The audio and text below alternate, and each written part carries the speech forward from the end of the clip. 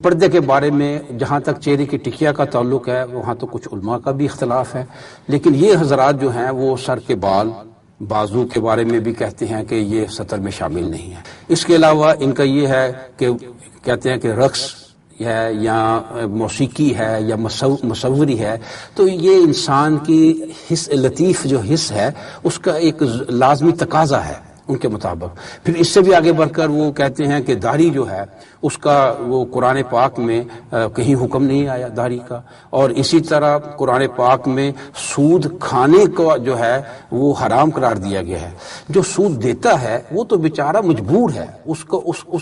کا تو بس نہیں چل رہا، اسے تو دشواری پیش آئی، مشکل آئی، وہ مصیبت میں پھنس گیا تب اس نے لیا۔ اسی طرح وہ قرآن پاک میں جو یہودیوں اور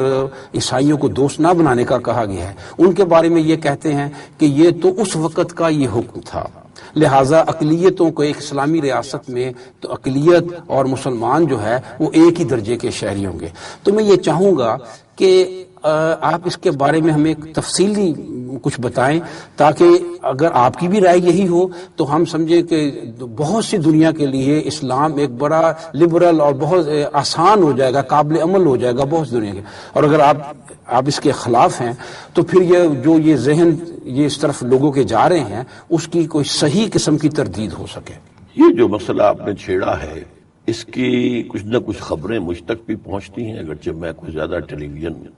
دیکھنے والوں میں سے نہیں ہوں۔ خاص طور پر یہ مباحثے وغیرہ اور یہ چیزیں ہوتی ہیں ذرا لیٹ ایٹ نائٹ، اور میں ذرا جلدی سو جانے کا عادی ہوں تو میں ان کو نہیں دیکھتا ہوں، لیکن مجھے سننے میں آتا رہا ہے کہ اس طریقے سے بعض دانشور جو ہیں اس کام کو کر رہے ہیں جس کا کہ آپ نے حوالہ دیا ہے۔ اب اس کا جو ہے میں دو اعتبارات سے اس کا انالیسس آپ کے سامنے رکھنا چاہتا ہوں۔ ایک تو 1400 سال کی جو اسلام کی تاریخ ہے، بلکہ 1450 سال کی، اس میں اس کا پس منظر کیا، اور ایک جو ہمارا کنٹمپریری جو اس وقت سیناریو ہے دنیا کا، اس کے اعتبار سے اس کے ڈانڈے کہاں ملے۔ دیکھیے، ایک فتنہ ابتدا ہی سے شروع ہو گیا تھا، اور وہ فتنہ یہ تھا کہ اللہ کو مانو، اللہ کی کتاب کو مانو، رسول کو ماننا کیا ضروری ہے۔ اس فتنے کو سب سے پہلے یہود نے اٹھایا مدینے میں کہ ہم اللہ کو مانتے ہیں، آخرت کو مانتے ہیں، اچھا رسولوں میں سے بھی اپنے رسول کو مانتے ہیں، حضرت موسیٰ کو مانتے ہیں، کیا ضروری ہے کہ ہم محمد پر ایمان لائیں صلی اللہ علیہ وسلم، لہذا ہمیں بھی مومن مانا جائے، ہمیں بھی برابر کا سٹیٹس دیا جائے، جس پر قرآن مجید میں سورہ بقرہ کی 20 رکوع کی پہلی آیت ہے، وَمِنَ النَّاسِ مَن يَقُولُ آمَنَّا بِاللَّهِ وَبِالْيَوْمِ الْآخِرِ وَمَا هُم بِمُؤْمِنِينَ۔ ان میں سے کچھ لوگ ایسے بھی ہیں لوگوں میں سے کہ جو کہتے ہیں ہم اللہ پر ایمان رکھتے ہیں اور آخرت پر ایمان رکھتے ہیں، لیکن وہ ہرگز مومن نہیں۔ یہاں آپ دیکھیں گے کہ ایمان بالرسالت بیچ میں سے غائب ہے، اللہ کو مانتے ہیں، آخرت کو مانتے ہیں، اور اس کو فرمایا گیا کہ یخادعون اللہ والذین آمنوا وما یخدعون الا انفسهم وما یشعرون۔ یہ اللہ تعالیٰ کو اور اہل ایمان کو دھوکہ دینا چاہتے ہیں، لیکن وہ دھوکہ صرف اپنے آپ کو دے رہے ہیں، کسی اور کو نہیں، لیکن انہیں اس کا شعور نہیں۔ پہلا فتنہ یہ تھا۔ میں یہاں پر ایک آیت آپ کو سنانا چاہتا ہوں، سورہ نساء میں 150 151 جو دو آیات ہیں اس میں اس مرض کی نشاندہی کی گئی ہے۔ ان الذین یکفرون باللہ ورسلہ وَيُرِيدُونَ أَن يُفَرِّقُوا بَيْنَ اللَّهِ وَرَسُولِهِ وَيَقُولُونَ نُؤْمِنُ بِبَعْضٍ وَنَكْفُرُ بِبَعْضٍ وَيُرِيدُونَ أَن يَتَّخِذُوا بَيْنَ ذَلِكَ سَبِيلًا أُولَٰئِكَ هُمُ الْكَافِرُونَ حَقًّا وَأَعْتَدْنَا لِلْكَافِرِينَ عَذَابًا مُهِينًا۔ کہ کچھ لوگ جو ہیں وہ اللہ اور اس کا کہ رسول کا کفر کرتے ہیں اور کہتے یہ ہے کہ ہم تو اللہ اور اس کے رسول میں تفریق کریں گے، یفرقون بین اللہ ورسولہ، رسولوں کو مانو نہ مانو کوئی ضروری نہیں ہے، اللہ کو مانو یعنی اللہ کی کتاب کو مانو، اور رسول کی سنت جو ہے وہ کوئی ضروری نہیں ہے، رسول کو ماننا ضروری نہیں ہے۔ تو یہ جو فتنہ ہے جس کے بارے میں اب قرآن یہ کہہ رہا ہے اولئک هم الکافرون حقا، یہ تو پکے اور کٹر کافر ہے۔ اس کی ذیل میں پہلی مثال میں نے آپ کو دی یہود مدینہ کی، دوسری مثال تھی منافقین مدینہ کی۔ ان کا بھی کہنا یہ تھا کہ ہم اللہ کو مانتے ہیں، قرآن کو مانتے ہیں، لیکن رسول تو ایک انسان ہے ہم جیسا، اس کے بھی دو ہاتھ، دو پاؤں، دو کان ہیں، ایک انسان ہے، ساری بشری ضروریات اور حوائج اسے بھی لاحق ہے۔ ان کی ہر بات ماننا کیا ضروری ہے؟ لازمی نہیں ہے۔ اور خاص طور پر جب حضور نے ہجرت کے 6 مہینے بعد قریش کے ساتھ کچھ چھیڑ چھاڑ شروع کی ہے اور ان کے قافلوں کا تعاقب کرنے کا معاملہ کیا، اور 7 مہمیں جو ہیں 8 مہمیں ہیں جن میں سے 4 میں خود حضور بھی شریک رہے اور 4 میں صرف صحابہ گئے، حضور نہیں گئے، تو 4 وہ غزوات کہلاتے ہیں اور 4 جو ہے سرایا ہے۔ اس وقت منافقین کے کان کھڑے ہوئے کہ یہ تو کوئی نیا مرحلہ آ رہا ہے اور ہمارے لیے بڑی آزمائش ہو جائے گی۔ تو انہوں نے کہنا شروع کیا کہ ابھی قرآن میں تو کوئی حکم آیا نہیں جنگ کا، یہ خامخواہ جو چھیڑ چھاڑ محمد کر رہے ہیں صلی اللہ علیہ وسلم، یہ ان کا ایڈونچرزم ہے ایک طرح کا، یہ جو کر رہے ہیں یہ اس سے ہاں قرآن کے اندر حکم آتا تو ہم مانتے، لیکن یہ کہ انہیں یہ کام ابھی نہیں کرنا چاہیے، ہم نہیں مانیں گے۔ اسی طریقے سے وہ اپنے بعض مقدمات میں جا کے حضور کی بجائے وہ یہودیوں کی عدالتوں کے اندر طے کرا لیتے تھے۔ تو گویا کہ تفریق بین اللہ والرسول یہ پھر منافقین کی طرف سے، پہلے یہود پھر منافقین، یہ تو گویا کہ ابتدائی اسلام کے اندر معاملہ ہو گیا ہے۔ اس کے بعد میں 1000 سال کے بعد آ رہا ہوں، ہندوستان میں مغل اعظم اکبر اعظم علیہ ما علیہ، اس کا معاملہ کیا تھا کہ اس نے دین الہی اسی بنیاد پر بنایا۔ اس نے کہا کہ 1000 سال پورے ہو گئے اور قرآن مجید کی 2 آیات سے معلوم ہوتا ہے، اور یہ پٹی اسے مولویوں نے پڑھائی تھی، وہ ابو الفضل اور فیضی 2 بڑے بڑے علماء تھے جو اس کے 9 رتنوں میں شامل تھے، اس نے پٹی پڑھائی تھی، ورنہ وہ تو چٹا ان پڑھ آدمی تھا۔ پٹی یہ پڑھائی گئی کہ اللہ کا ایک دن 1000 سال کا ہوتا ہے، تو ہر رسالت کا دن بھی 1000 سال ہے۔ اب 1000 سال ختم ہو گئے، اب محمد کی رسالت کا دور ختم۔ اب ایسا کیا جائے کہ صرف خدا کو ماننے کے اصول پر سب لوگ جمع ہو، خدا کو سب مانتے ہیں، کون انکار کرتا ہے؟ کوئی مہادیو کہتا ہے، کوئی پرماتما کہتا ہے، کوئی خدائے گاں کہتا ہے، کوئی اللہ کہتا ہے، کوئی کچھ کہتا ہے، کوئی کچھ کہتا ہے، لیکن سب مانتے ہیں۔ زیادہ یہ نا کہ کچھ لوگوں نے خدا کے نائبین بھی مان لیے، خدا کا انکار تو نہیں کرتے نا۔ اس لیے اب ایسا ہونا چاہیے، اس کا نام اس نے رکھا دین الہی، الہ اللہ کے حوالے سے دین، گویا کہ رسالت کی نفی، کیونکہ سارا جو اختلاف پڑتا ہے وہ شریعت سے پڑتا ہے اور شریعت کا تعلق رسولوں سے ہے۔ تو اس اعتبار سے قرآن مجید میں سورہ مائدہ میں بھی ہے وَلِكُلٍّ جَعَلْنَا مِنْكُمْ شِرْعَةً وَمِنْهَاجًا، ہم نے ہر رسول ہر امت کے لیے ایک شریعت معین کی ہے، ایک منہاج معین کیا ہے۔ تو شریعتوں اور منہاج کے فرق سے یہ تفرقہ ہوتا ہے، اور ہندوستان کی عظمت کے راستے میں یہی چیز حائل ہے کہ یہاں پہ جو مذاہب کا آپس میں کلیش ہے، وہ ہندوستان کو جو مقام ملنا چاہیے دنیا میں وہ حاصل نہیں کر سکتا۔ لہٰذا اس کو ختم کرنے کے لیے رسول کو ایک طرف رکھ دو، سنت کو ایک طرف رکھ دو، بس اللہ کو ماننے والے اسی دور میں وہ ہما اوستی تصوف بھی آیا تھا کہ مسجد مندر ہکڑو نور، ایک ہی نور ہے، مسجد ہو یا ممبر ہو، مندر ہو، ایک ہی نور ہے۔ ان دونوں کے حوالے سے یہ عظیم فتنہ اٹھا تھا۔ اللہ نے بر وقت خبردار کیا، علامہ اقبال کے الفاظ میں، وہ ہند میں سرمایہ ملت کا نگہباں، اللہ نے بر وقت کیا جس کو خبردار۔ شیخ احمد سرہندی رحمۃ اللہ علیہ کھڑے ہوئے، انہوں نے اس فتنے کی گردن جو ہے مروڑ دی، ختم کر دی۔ تو یہ تھا دوسرا تاریخ کے اندر۔ پھر اس کے کئی 100 سال بعد یہ پھر اٹھا ہندوؤں کی طرف سے، راجہ رام موہن رائے۔ راجہ رام موہن رائے بہت بڑا عالم تھا، فارسی کا، عربی کا، انگریزی کا، اور اس نے آئینہ تسلیف نامی کتاب لکھی۔ تسلیس، جب یہ کرسچین مشنریز آئے ہیں تو ان کے جواب میں مسلمانوں کی طرف سے دفاع کرنے کے لیے آئینہ تسلیس کتاب لکھی۔ تو اس اعتبار سے وہ بڑی عظیم شخصیت تھی۔ اس کو بھی سب یہی بات سمجھ میں آئی کہ ہندوستان میں رہنے والوں کو اگر ایک کرنا ہے تو یہ مذہبی تقسیم جب تک ختم نہیں ہوگی اس وقت تک یہ ایک نہیں ہو سکتا، اور ہندوستان جو ہے وہ عظمت کے راستے پر نہیں چل سکتا۔ لہذا اس نے بنایا جسے کہ ہندی میں برہمو سماج کہتے ہیں، اور فارسی میں اسے وہ مجلس ایزدی، ایزد خدا کی مجلس، کہ بس خدا کو ماننے کا معاملہ ہے، اس کے اوپر سب جمع ہو سکتے ہیں، باقی یہ چیزیں کیا فرق پڑتا ہے، ان کو چھوڑو، ان کو ختم کر دو۔ یہ دوسرا تھا۔ گاندھی اسی کا چیلا تھا، اس نے خود مانا ہے کہ میں 2 ہی اشخاص سے میں متاثر ہوں، راجہ رام موہن رائے اور ٹالسٹائی، جو ایک ادیب تھا روسی۔ اچھا، اس نے پھر اس کو زندہ کیا، اور متحدہ قومیت جو ہے ہندوستان کے لوگوں کی، اس کا پرچار کیا، اور بدقسمتی سے اس میں مسلمانوں میں سے بھی ایک نابغہ شخصیت جو ہے مولانا ابوالکلام آزاد، وہ ان کے ہتھے چڑھ گئی، چنانچہ انہوں نے بھی اس کو سپورٹ کیا۔ اگرچہ وہ ایک کوشش تھی کہ انگریز کی غلامی سے نجات پانے کے لیے یہ ضروری ہے، لیکن اس کے لیے پھر متحدہ قومیت کا جس طرح کا ڈھول پیٹا گیا، اس میں پھر نفی ہو رہی تھی اسلام کی جداگانہ تشخص کی، وہ تشخص جو ختم ہو رہا تھا اکبر کے زمانے میں، تو اللہ نے بر وقت کیا جس کو خبردار وہ احمد سرہندی تھے۔ لیکن اب اس موقع پر اللہ نے جس کو خبردار کیا وہ علامہ اقبال تھے، وہ کھڑے ہوئے ہیں، انہوں نے مسلم نیشن ہوڈ، سیپریٹ مسلم نیشن ہوڈ کا تصور بڑے دلائل کے ساتھ پیش کیا 1930 کے اپنے خطبہ الہ آباد میں، اور اس کے حوالے سے انہوں نے وطنی قومیت کی وہ نفی کی ہے کہ اس دور میں میں اور ہے، جام اور ہے، جم اور، ساقی نے بنا کی روش لطف و ستم اور، تہذیب کے آزر نے ترشوائے صنم اور مسلم نے بھی تعمیر کیا اپنا حرم، اور ان تازہ خداؤں میں بڑا سب سے وطن ہے، جو پیرہن اس کا ہے وہ مذہب کا کفن ہے۔ تو یہ جو فتنہ ہے یہ بھی اس وقت جو ہے پھر دبا ہے اللہ کے فضل سے۔ اب اس سے آگے آئیے، اسی فتنے نے پھر ظہور کیا ہمارے اس پچھلے دور میں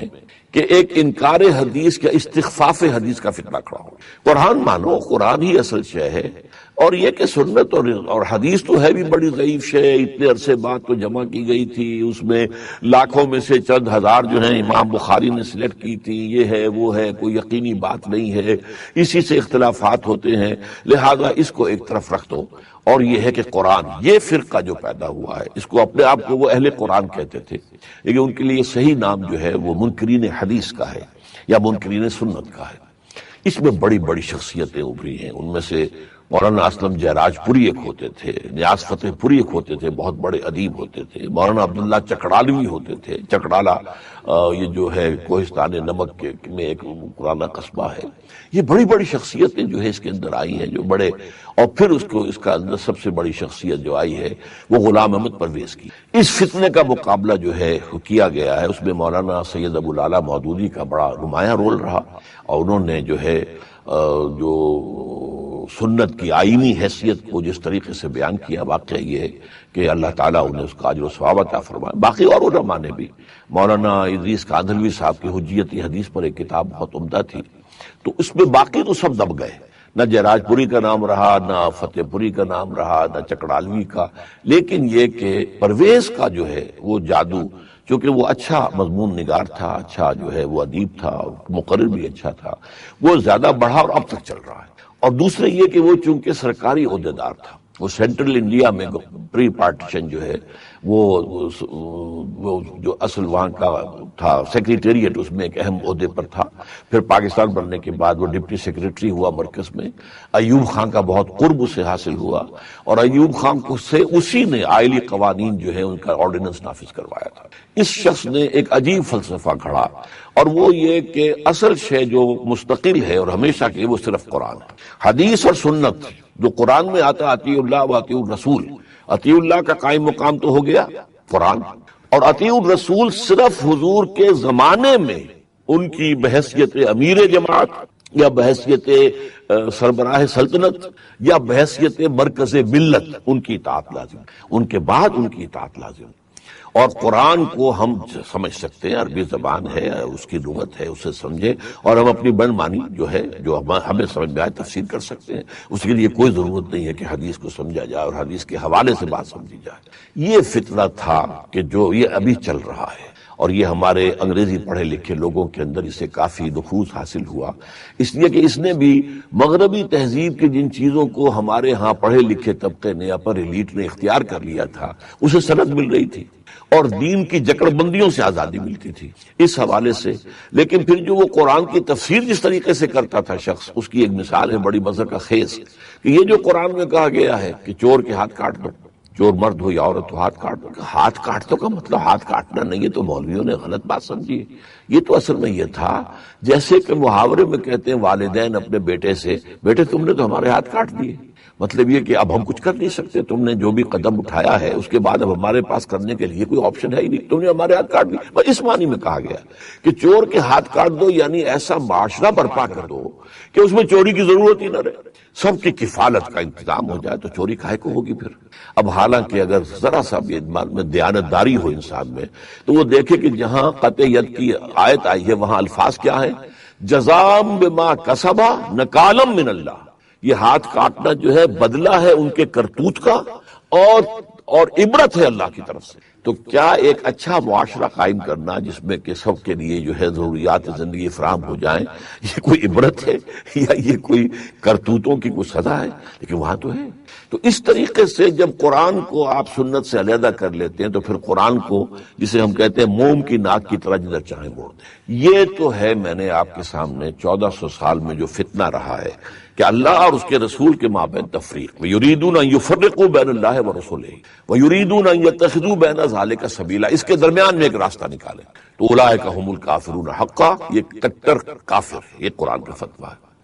اب جو عہد حاضر کا سیناریو ہے اس میں مسئلہ کیا ہے؟ دجال اپنے دو ہدف پورے کر چکا ہے۔ پوری دنیا میں اب حاکمیت عوام کا نظریہ اور اللہ کو سیاست اور سیاست سے نکال کر اللہ ہو، خدا ہو، کوئی اور ہو، ان کو نکال کر علیحدہ مسجدوں میں، مندروں میں، سینیگوگز میں، چرچز میں بند کر دینے کا معاملہ تو ہو چکا جس کا نام سیکولرزم۔ تو دجال نے خدا کو بے دخل کر دیا، کوئی آسمانی شریعت، کوئی آسمانی قانون، کوئی آسمانی ہدایت، کوئی سوال نہیں، ہم خود قانون بنائیں گے جو چاہیں بنائیں، ہم دو مردوں کی شادی کو جائز قرار دیں اور ان کو رجسٹر کریں گے، ہمارا ہے۔ شراب پر پابندی لگائیں، اس کا بھی اختیار ہمیں، نہ لگائیں اس کا بھی اختیار ہمیں۔ تو اس اعتبار سے اس میں دجال کی دجالیت جو ہے پوری فتح حاصل کر چکا ہے۔ دوسری سطح پر معیشت کے نظام میں سود کا تانا بانا بن کر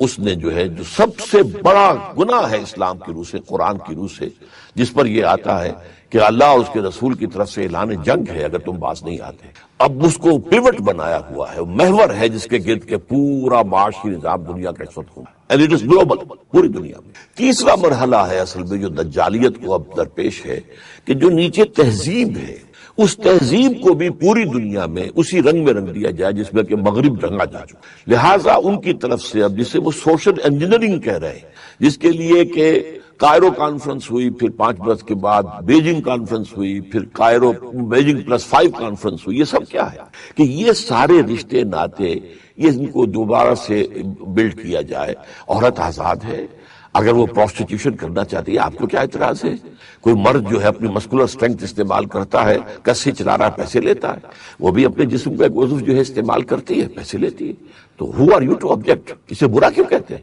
اس کو آپ پروسٹیٹیوٹ کہیں ہی نہ۔ یہ ہوا ہے یونائٹڈ نیشنز کی جنرل اسمبلی میں، اسے کہا سیکس ورکر، وہ سیکس ورکر ہے۔ تو اسی طرح ملٹری وہ جو ہوتے ہیں، مل ورکر ہوتے ہیں، اور ورکر ہوتے ہیں، فارم ورکرز ہوتے ہیں، سیکس ورکر ہیں۔ اسی طریقے سے جو ہے انہوں نے وہ پورا تانا بانا جو ہے جو سوسائٹی کا شرم، حیا، عفت، عصمت کے سارے تصورات کو جیسے کہ ان کے ہاں ختم ہو چکے ہیں، اب وہ خاص طور پر وہ عالم اسلام میں بڑی تیزی کے ساتھ پھیلانا چاہتے ہیں۔ اب اس کے لیے انہیں چاہیے اعلی کار۔ اعلی کار ان کے جو بھی مسلمان حکومتوں کے سربراہ ہیں وہ تو اعلی کار ہیں ہی ہیں۔ اب انہیں چاہیے مسلمان حکمرانوں کے خلاف تو انہیں معلوم ہے کہ مسلمان وہ عام عوام کے اندر وہ کوئی محبوب شخصیتیں نہیں ہیں، نہ ان کی کوئی تقلید کرنے والا ہے۔ انہیں چاہیے ایسے دانشور کہ جو یہ جو گیپ ہے ویسٹرن سیویلائزیشن اور مسلم سیویلائزیشن میں اسے وہ پر کر سکے، برج کر سکے۔ چنانچہ رینڈ کارپوریشن کی جو 6-7 مہینے پہلے رپورٹ آئی ہے، انہوں نے 4 مسلمان کیٹیگریز جو ہیں وہ بیان کی۔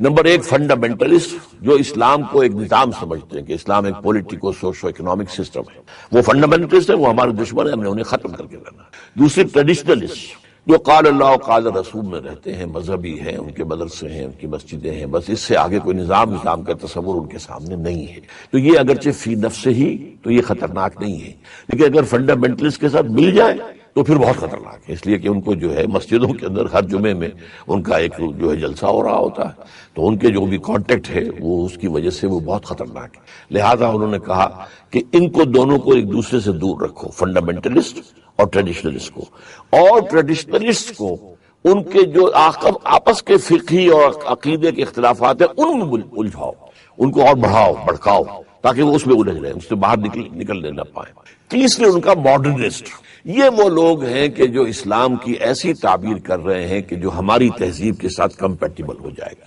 یہ لوگ ہیں جنہیں سپورٹ کیا جانا ہے۔ تو کھل کر کہا انہوں نے، اب چونکہ امریکہ جو ہے سول سپریم پاور آن ارتھ ہے، اسے کوئی ڈھکا چھپا کر بات کرنے کی ضرورت ہی نہیں، وہ تو ایک مست فیل کی طرح ہے، اور وہ اپنی ہر بات، جیسے اس نے کہا کہ ہماری یہ پالیسی ہے پری ایمپٹیو جو ہے ہم اٹیک کریں گے، جہاں سے بھی ہمیں اندیشہ ہوگا ہم اٹیک کر دیں گے، ہم نہیں پوچھیں گے، کوئی پرواہ نہیں کریں گے، نہ یونائٹڈ نیشنز کی نہ ورلڈ اوپینین کی۔ تو وہ تو ایک مست جو ہے ہاتھی ہے، اس لیے اس کو کہنے میں کوئی آر نہیں ہے، اور وہ رپورٹ جو ہے آپ انٹرنیٹ سے اتار لیجئے، پڑھ لیجئے، صاف لکھا ہے ان کو کہ ان کو سپورٹ کیا جائے اور ان کو خاص طور پر الیکٹرانک میڈیا پر اٹھایا جائے، کیونکہ ان کے پاس کوئی اور جو ہے جو پبلک کانٹیکٹ کا ذریعہ نہیں ہے۔ ایکسپوجر کوئی اور ہے نہیں، تو ان کو وہاں اٹھایا جائے۔ چنانچہ جو لوگ یہ کام اس وقت کر رہے ہیں ان کے بارے میں معلوم ہے، ان میں سے بعض کے بارے میں امریکن وائس رائے آ کر ان سے ملا، ان کے بارے میں اب وہ جو سرکار دربار میں رسائی ہو گئی ہے۔ تو اصل میں یہ پوری طاقت جو ہے وہ ہمارا پرویز مشرف جو ہے اس کا نظریہ جو ہے وہ جو روشن خیالی کا ہے، اور اس کے پیچھے جو سول سپریم پاور آن ارتھ جو ہے وہ جو اس کے پیچھے اس کی قوت اور اس کا پیسہ اور اس کے سارے ذرائع اور وسائل استعمال ہو رہے ہیں، پورا ورلڈ میڈیا استعمال ہو رہا ہے، وہ اس کام کے لیے ہے کہ اسلامی تہذیب کی بھی جڑیں کاٹ دیں۔ اب مثال کے طور پر جب یہ کہتے ہیں کہ یہ پردہ تو بس ایک وقت کا خاص کا کلچر تھا، ٹھیک ہے میں مانتا ہوں، لیکن کیا پری اسلام عربیہ میں کوئی کلچر نہیں تھا؟ کلچر تو تھا۔ جلباب پہلے سے لفظ عربی زبان میں موجود ہے، بڑی سی چادر جس میں عورت لپٹ کر نکلتی تھی، چہرہ نہیں ڈھانپتی تھی، سر پر بھی ضرور نہیں تھا کہ لے، لیکن باقی اپنے جسم کو ڈھانپ لیتی۔ تو اسی طریقے سے خمار کا لفظ پہلے سے ان کے ہاں تھا، اوڑھنی وہ سر پر ڈال لیتی تھی، یا جب گھر کا کام کرتی تھی عورتیں تو وہ اس سے اپنی کمر کس لیتی، کہیں جھاڑو دے رہی ہے کچھ اور کر رہی ہے تو اس نے اپنی کمر کس لی۔ یہ دونوں الفاظ ان کے یہاں موجود تھے۔ حجاب کا لفظ ان کے یہاں موجود تھا، پردہ تھا نہیں، حجاب کا لفظ تو تھا، پردہ کا لفظ تو تھا۔ تو اصل میں جو بھی کلچر تھا عرب کا اس میں مائنس پلس کر کے اسلامی کلچر بنا دیا گیا، لیکن اب یہ کلچر ہمیشہ کے لیے، اب یہ مستقل کلچر ہے کہ جو حضور نے بنایا ہے۔ جیسے حج کا معاملہ پہلے بھی ہو رہا تھا لیکن اس میں کچھ انہوں نے قطر محنت کر دی تھی۔ قریش جو ہے وہ کہتے تھے ہم تو حرم والے ہیں، حرم کے متولی ہیں، حرم کے باہر ہم نہیں جائیں گے، تو وہ عرفات نہیں جاتے تھے۔ قرآن مجید نے آ کے اور حضور نے عرفات ہی کو اصل حج قرار دیا، الحج عرفہ، جب سب کو جانا پڑے گا۔ تلبیہ میں انہوں نے شرک شامل کر دیا تھا، وہ نکال دیا، تو مائنس پلس کر کے اس حج کے نظام کو دوبارہ زندہ کر دیا۔ تو اس طریقے سے اصل میں جو کچھ ہوا اس میں کوئی شک نہیں ہے کہ عرب کا کلچرل بیک گراؤنڈ بھی اس میں تھا، لیکن اسی میں مائنس پلس کر کے اسلامی کلچر، اسلام کا نظام، اسلامی قانون، یہ ساری کی ساری چیزیں وضع کی گئی ہیں۔ اب یہ جو ہے ہمارے ہاں ایک اور ہیں جنہوں نے یہ کہہ دیا کہ شراب جو ہے وہ تو شراب پینا تو حرام نہیں، کہاں لکھا قرآن میں کہ حرم علیکم الخمر، کہیں لکھا ہوا ہے؟ نہیں۔ اچھا تو میں نے ان سے کہا کہ حرم علیکم الزنا کہیں لکھا ہوا ہے؟ یہ تو اصل میں یہ سارا شراب پی کر دھت ہو جانا اور مست اور مدہوش ہو جانا حرام ہے، شراب پینا جو ہے وہ حرام نہیں۔ اب اصل میں کیا ہے، اس سنت کو کاٹ دیں گے کہ حضور نے تو یہاں تک کیا کہ ہر نشے والی چیز حرام ہے، اور جس چیز کی زیادہ مقدار سے نشہ ہو جائے اس کی قلیل بھی حرام ہے، اس کا قطرہ بھی حرام۔ یہ ساری چیزیں تو سنت سے آئیں گی، اور جو حجاب کے اور سطر کے احکام آئے تھے وہ سنت سے معلوم ہوگا کہ جب یہ حجاب آ گئے تو پھر کیا ہوا، پھر خواتین جب نکلتی تھی تو اب ان کی شکل کیا ہوتی تھی۔ یہ سارا معاملہ سنت رسول اور سنت صحابہ رضوان اللہ تعالی علیہ مجمعین سے، سنت سے آپ کاٹ دیجئے، اس کے بعد اب آپ جو چاہیں مانی پہنا لیں، یہ تو وقت کے لیے تھا، یہ اس کے لیے تھا، یہ اس کے لیے تھا۔ حالانکہ اصل میں قرآن مجید اور سنت رسول یہ دو مستقل بنیادیں ہیں، سورسز ہیں اسلامی شریعت کی اور اسلامی نظام کی اور اسلامی تہذیب کی، اس حوالے سے میرے نزدیک۔ لیکن چونکہ یہ فتنہ اب جو ہے بڑی طاقتور جو قوتیں ہیں ان کی پشت پناہی سے اٹھ رہا ہے، تو ظاہر بات ہے کہ ان کو جو بھی اس وقت ایکسپوجر مل رہا ہے، اور پھر جو بھی ہمارے ہاں جو مغرب پرست پہلے ہی سے ہیں، مغربی تہذیب میں پہلے رنگے گئے ہیں، انہیں ایک جواز مل رہا ہے کہ چلو ٹھیک ہے، اسلام کی طرف سے بھی دیکھو کتنا بڑا دانشور ہے اور یہ کہہ رہا پردہ وردہ کوئی شے نہیں۔ آپ نے بتایا، یہ میرے علم میں تو نہیں تھا کہ سلیو لیس بھی کی کوئی ایسی ممانعت نہیں، رقص کی کوئی ممانعت نہیں، فلاں چیز کی ممانعت نہیں۔ تو میں نے ایک دفعہ ہمارا سیمینار ہوا تھا، میں نے کہا تھا ہاں رقص، لیکن ایک رقص جسم ہے، ایک رقص جان ہے۔ جو علامہ اقبال نے کہا کہ رقص جسم جو ہے اس سے تو انسان کی مٹی حرکت میں آتی ہے، یعنی انسان کا حیوانی وجود، اور جو رقص جاں ہے، روح کا رقص، اس سے افلاک کے اندر جو ہے وہ برہمی پیدا ہو جاتی ہے۔ رقص تن در گردش آرا خاک را، انسان کا جو سفلی پہلو ہے، خاکی پہلو ہے، وہ گردش میں آتا ہے لیکن رقص جاں، روح کا، دل کا، یہ رقص جو ہے یہ برہم درد افلاک را، تو یہ معاملے ہے۔ اب ظاہر بات ہے کچھ لوگوں نے سنا یہ کہہ دیا مزامیر ہوتے ہی نہیں تھے، اچھا تو وہ حدیث کہاں سے آ گئی کہ میں مزامیر کو توڑنے کے لیے آیا ہوں؟ یہ ساری چیزیں اس کے لیے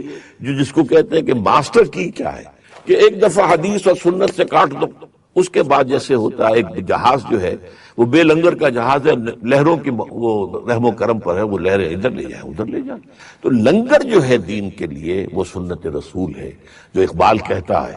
جو پاکستان کا مفکر بھی ہے، مصور بھی ہے، بمصطفیٰ برسا خویش را کے دیں ہموس، اگر بہو نہ رسیدی تمام بولا بھی، اپنے آپ کو مصطفیٰ صلی اللہ علیہ وسلم کے قدموں میں پہنچا دو، اس لیے کہ دین نام ہی مصطفیٰ کا ہے، دین بنتا ہی مصطفیٰ سے ہے، ورنہ یہ ہے کہ صرف قرآن کے ذریعے سے تو آپ جو چاہیں جو تعبیر کر لیں، آپ کا اختیار ہے۔ تو یہ اصل میں اس وقت کی کنٹمپریری جو ہمارا دنیا کا انٹرنیشنل سین ہے عالمی، یہ اس میں پس منظر ہے، اور 1400 سال کی ہماری تاریخ کا پس منظر ہے، وہ بھی میں نے آپ کے سامنے بیان کر دیا۔ اب چونکہ اس کے پیچھے قوت بہت بڑی ہے، اپنی سی کوشش تو ہم کریں، اس کا علاج یہی ہوگا کہ ایک تو یہ کہ اس کا جتنا بھی اللہ تعالیٰ ہمیں ہمت دے، ہم اس کا مقابلہ کریں دلیل اور برہان کے ذریعے سے، اور قرآن کی روشنی کو، صحیح روشنی کو زیادہ سے زیادہ پھیلائیں تاکہ معلوم ہو جائے کہ یہ قرآن کی جو تعبیریں کر رہے ہیں یہ غلط ہے۔ اور تیسرے یہ کہ ہم جو ہیں اس حدیث نبوی پر عمل کریں۔ حضور نے فرمایا تھا بدأ الاسلام غریبا وسیعود کما بدأ فطوبی للغرباء،